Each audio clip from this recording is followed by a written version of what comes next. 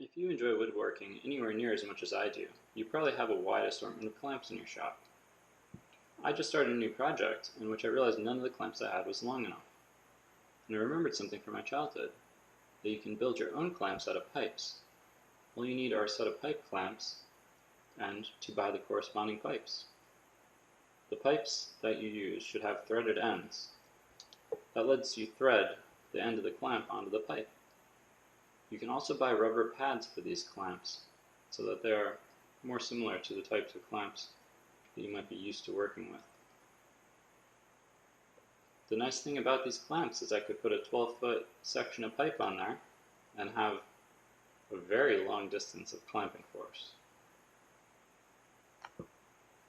It's recommended to use black iron pipe, I believe, because it has a higher tensile strength versus regular galvanized pipe.